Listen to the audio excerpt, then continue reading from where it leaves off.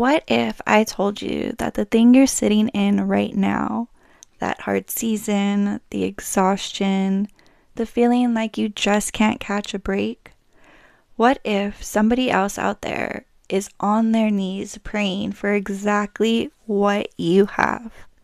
What if your hard Monday is somebody else's dream life? I know that's a lot to sit with, but stay with me because this episode is going to shift something in you.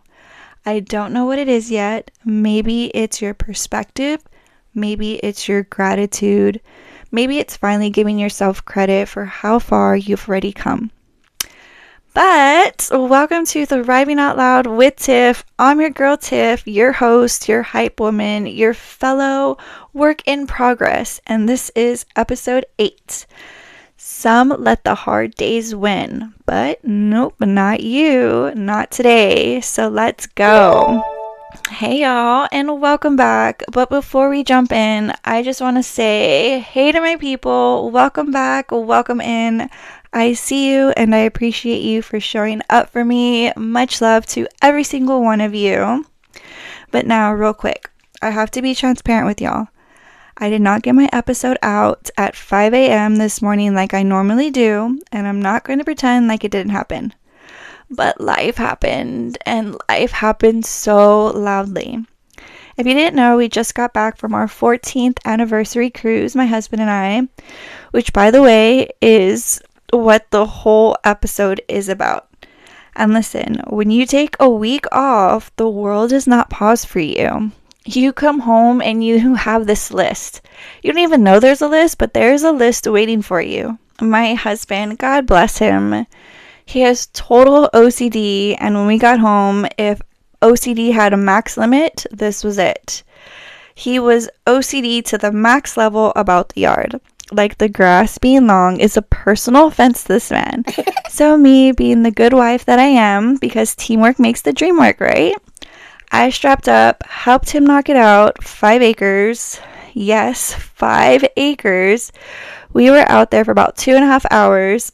He started on the right front side of the house. I started on the left front side of the house. And then he went straight to the left back side of the house. But I told him, babe, teamwork makes the dream work. Go weed eat and I'll get the rest. And that's exactly what we did. He weeded it, which is like the part where the grass, the lawnmower didn't cut it. He has a machine that has like a string at the end and it just cuts it off. Like if you're getting a haircut, they're trimming off those weeds. So while he was weeding it, I mowed and we got it done together, baby. Because dream work makes the teamwork. Yes, yes, yes. But, and this is important, this was actually the second time I had to cut the grass. Because here's what happened the first time. Before we even left for the cruise, we cut the grass. I put some blue jeans on, I put my Crocs on because, I don't know, that's the kind of prepared I was at the time. And apparently in South Texas, when you cut grass in Crocs, these little things called chiggers, I had to Google it because I don't know what the heck they were. But these chiggers like to go into your pants from the bottom and just bite you everywhere. I'm talking bumps that itch like crazy everywhere. If they find a spot or an opening, they're going in. And that's exactly what they did. So when we got on the cruise, first day you want to go to the pool, see takeoff. That's what we did.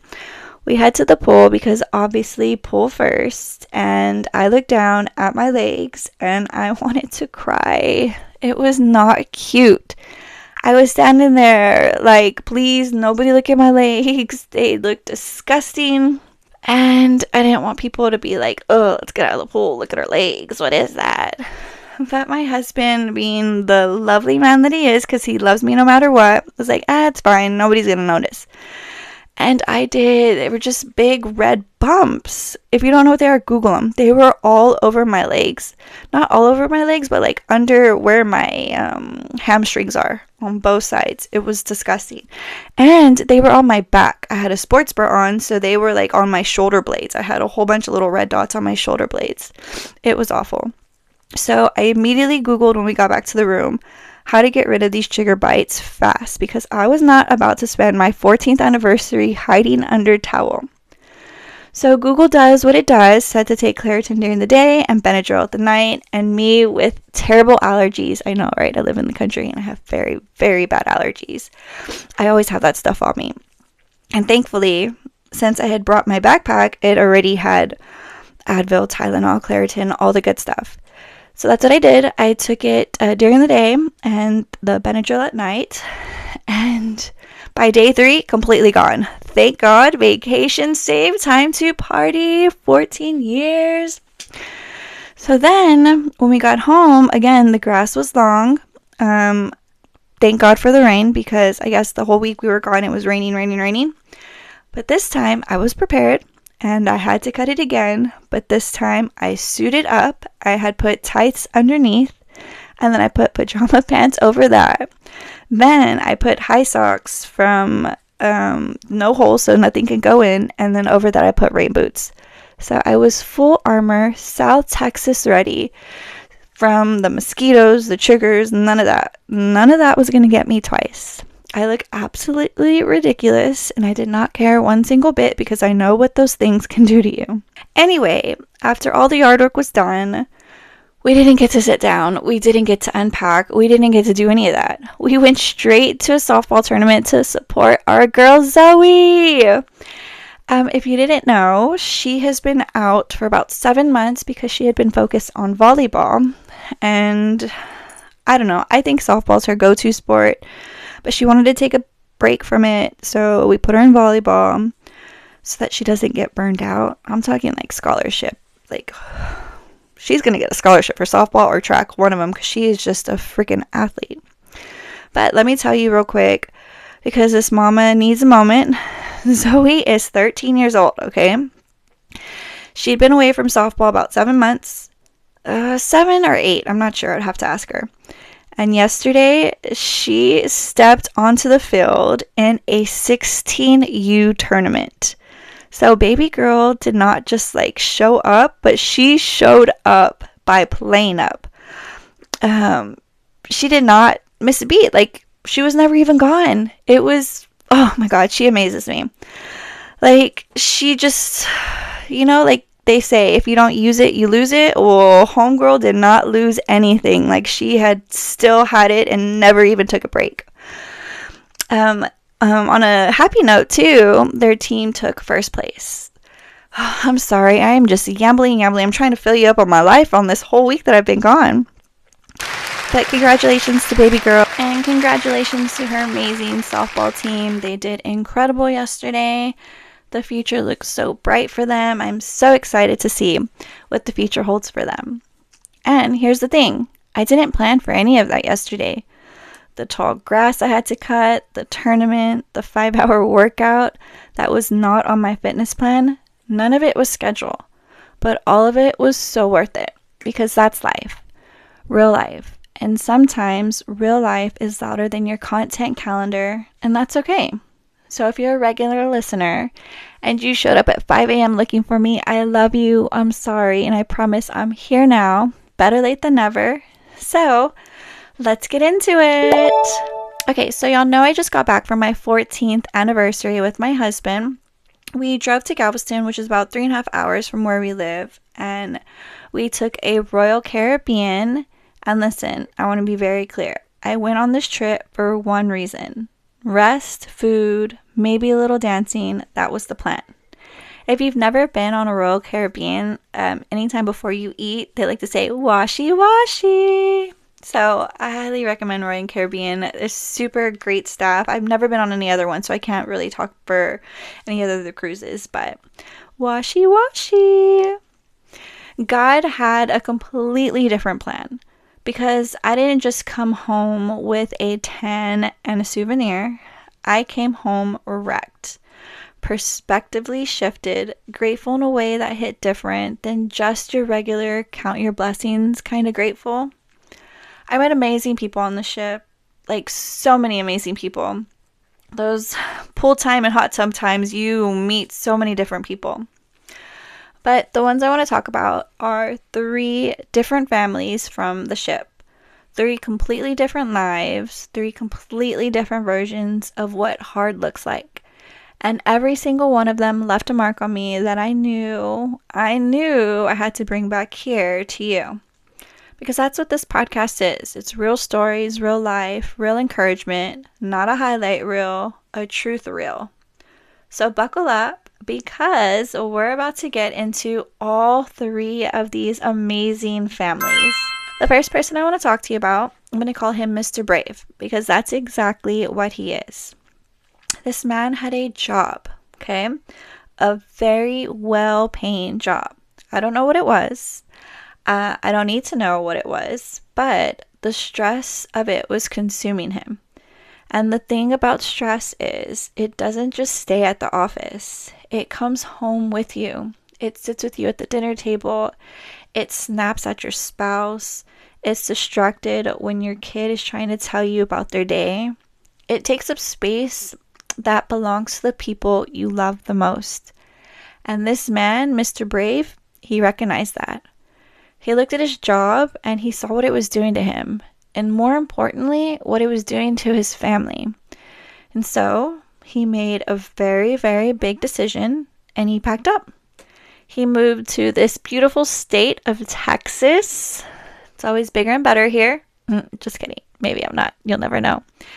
And he had a fresh start, new chapter, no guarantee, just a choice.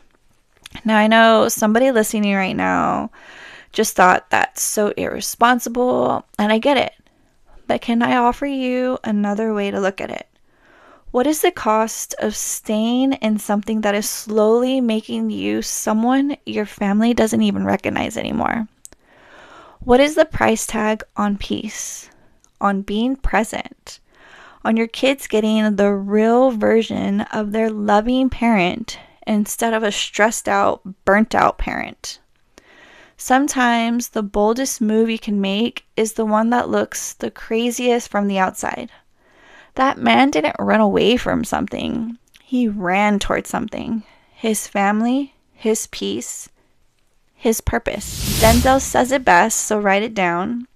Ease is a greater threat to progress than hardship. The comfortable thing would have been to stay. The brave thing was to go. And that's exactly what Mr. Brave did. He didn't like who he was becoming, so he left, picked up, came to Texas, and now is living one of his stress-free lives ever.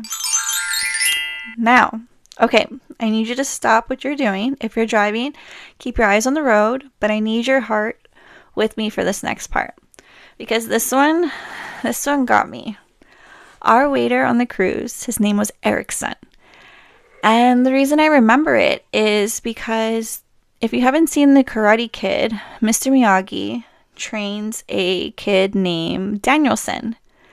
So Danielson and Erickson kind of sound the same. Maybe it's just the last part.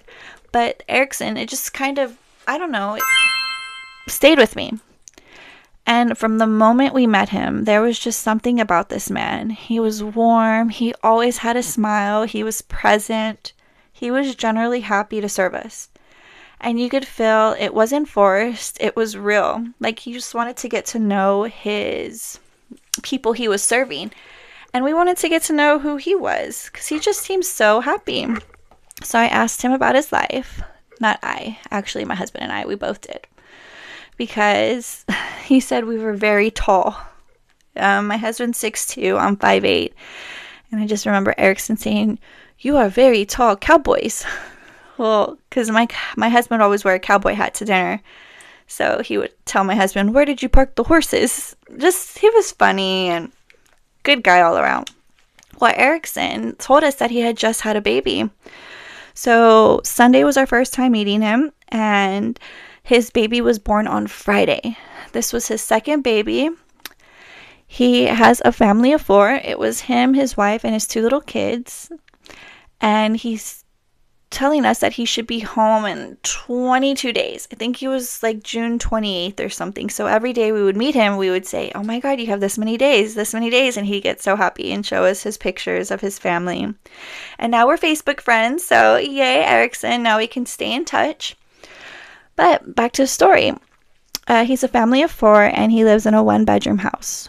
1 bedroom for 4 people.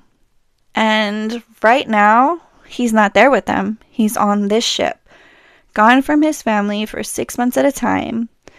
6 months of his baby's life, his toddler's wife, and his wife's life that he misses. Every birthday, every first step, every hard night, his wife is handling it alone. She is home in that 1-bedroom house caring for their 2 kids all by herself, while Erickson wires her money in the middle of the ocean to his family. And it's not like he's sipping cocktails on his off hours. They have him working crazy hours. He's getting 6, maybe 7 hours of sleep on a good night. So he's basically running on fumes and love and faith, and it is totally worth it to him. You know what he said to me when I asked him about it? He said, and I will never forget this, he said, "I am so blessed to have this job." Blessed. That's what he said. He was blessed.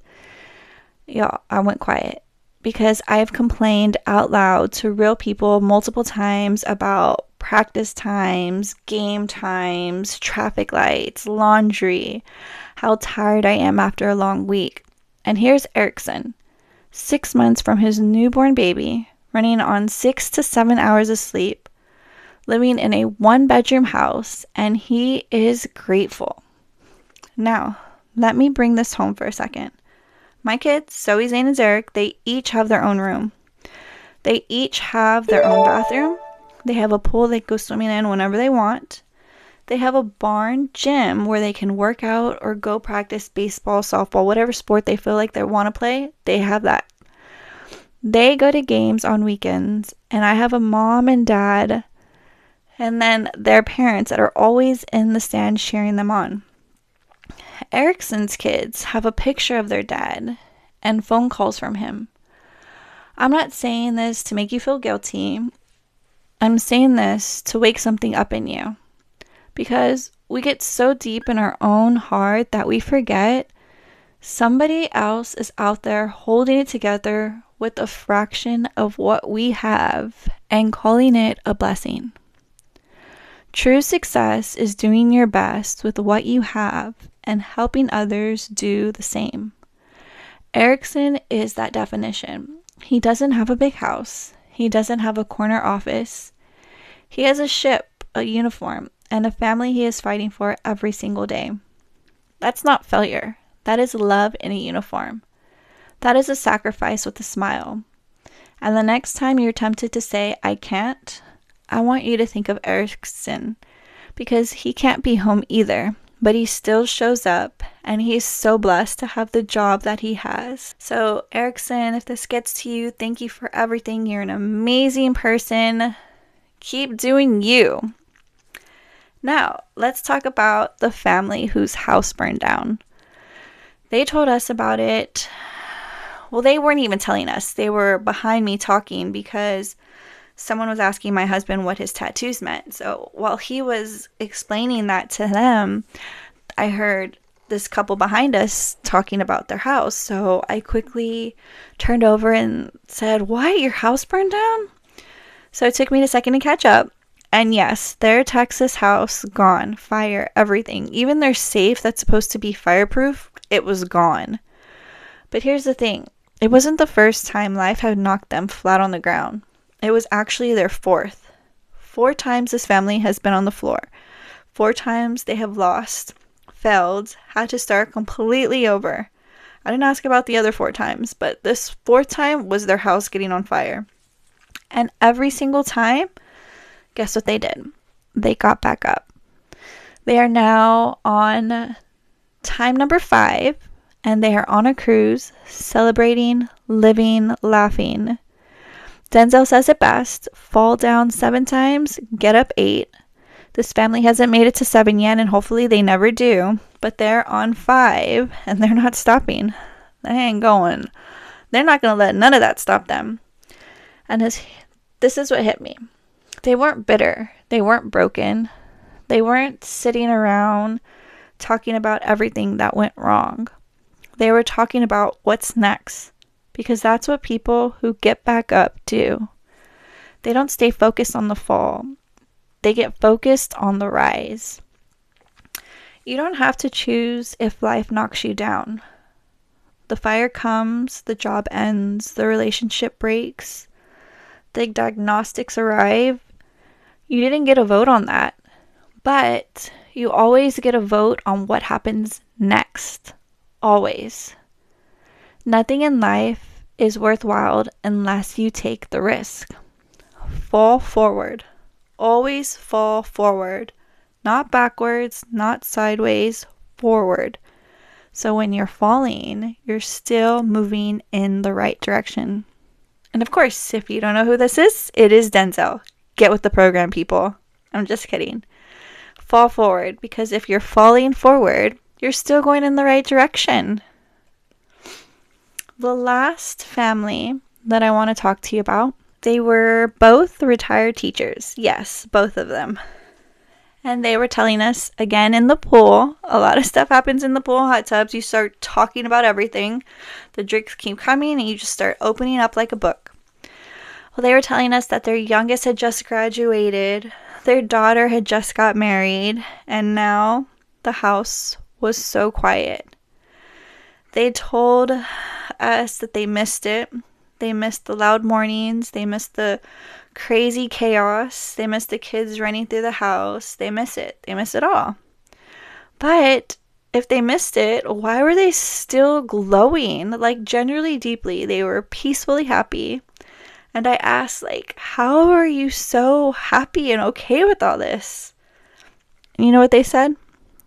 Because they're okay. We prepared them and they're okay. That's it. That was their whole answer. I'm over here like, oh my God, I don't want this to happen. I don't want my kids to leave. Oh my goodness. And they were just like, nope. We prepared them and they are good to go. That was their whole answer. They didn't say their kids were millionaires. They didn't say their kids were perfect or famous or never made mistakes. They said they're okay. They can stand on their own. And we did our job. We raised 2 amazing kids. As a mom, that kind of wrecked me because that's the goal. Not trophies, not perfect grades, not a highlight reel. Kids who can stand on their own 2 feet and know that they were loved and prepared for this crazy world we live in. That's why I coach. That's why I teach. That's why I'm building this brand. So my kids can look at their mom one day and say, she showed us it was possible. That's the whole point. At the end of the day, it's not about what you have or even what you've accomplished. It's about who you've lifted up and who you have made better. Those retired teachers lifted their kids up, and that's everything, because they made them successful in this world. Whew. All right, take a little breather. Again, thank you for being here. I love y'all. Y'all are amazing. But now, I need to have a real conversation with you and with myself, honestly, because this hits me hard this week. We're so good at celebrating other people. I am that mom in the stands when Zarek hits a freaking dinger in the outfield, when Zane is freaking swishing threes left and right, when Zoe's up to bat and just hits like she's been playing her whole life. I'm screaming. I've embarrassed myself in public multiple times and I have 0 regrets because I'm there for it, loudly and proudly. That's one thing my kids will know, that their mom was always in the stands cheering them on. Like I said earlier, win, lose, or tie, I'm a Choa fans till I die, baby. But let me ask you something. And I'm asking myself too, when did you last celebrate yourself? Not your kids, not your spouse, not your coworkers. You, my friend. Because I had to sit with this. I wrote a book, an actual published real book, Boots, Brawls, and Blessings, that's on Amazon right now. I launched a podcast that you're literally listening to right now from nothing, a microphone and a dream. I'm in production on an app, a real app that I have built from scratch, teaching myself as I go, getting rejected and coming back, trying again, doing it all over, just so that I can be on a multi-billion-dollar platform. And have I thrown myself a party? Have I taken myself out to dinner? Have I posted about it the way I post about how my kids are winning at life? No, I really haven't. And I need to do better. And so do you. Because here's the truth. Nobody's going to clap for you when you need to clap for yourself. Say that again, Tiffany, because that's for you too, girlfriend. The world is not sitting around waiting to celebrate your quiet wins. The book you finished at midnight, the workout you showed up for even when you didn't want to, the hard conversations you finally had, the thing you tried even though you were scared, that deserves a celebration, my friend. You are achieving things every single day that nobody is putting a trophy on. And if you keep waiting for someone else to acknowledge how hard you're working, you're gonna wait a long time. We are gonna wait a long time. So today, right now, I want you to think of one thing that you have done recently that you didn't celebrate. And I want you to celebrate it. Text a friend, write in your journal, say it out loud, go post about it. If you do, tag me. I want to go and celebrate with you. You did something hard and you need to hear it yourself. Say, I see you. I'm proud of you. That was nothing. Because it wasn't nothing. It was everything. So go celebrate yourself. You deserve it. Whew. All right. You know, I don't let you leave without an action step. So this is the thriving system, and we don't just talk about, we do something about it. This week, I want you to do two things. First, I want you to write down a time when you fell down and you got back up. It could be big, it could be small. It could be a hard season, a hard week, a hard day. Something that knocked you flat on your back and you got back up anyway. Write it down because that story is your testimony and somebody needs to hear it. Step 2. Write down one win you have not celebrated yet. Could be something you finished, something you started, something you survived, and then celebrate it.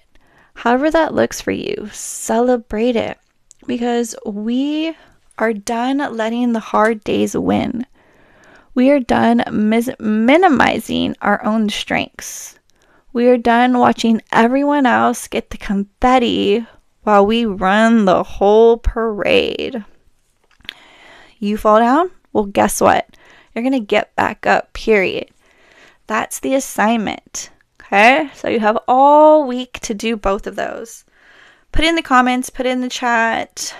Find me on TikTok, Thriving Tiff. Let me know. And again, thank you for being here for episode 8. Generally, thank you so much. There are a million things you could be doing right now, and you chose to spend this time with me, and that means more than you ever know. If this episode moved you somehow, some way, share it out. Send it to your best friend, your sister, the person in your phone who you know is having a hard week, because this message is bigger than me. It's bigger than you. It's for whoever needs it. I'm Tiff, thriving out loud, imperfectly, loudly, faithfully, and I want the same for you. Fall down, get back up, celebrate the climb, and I will see you next week. Have a good one. Bye.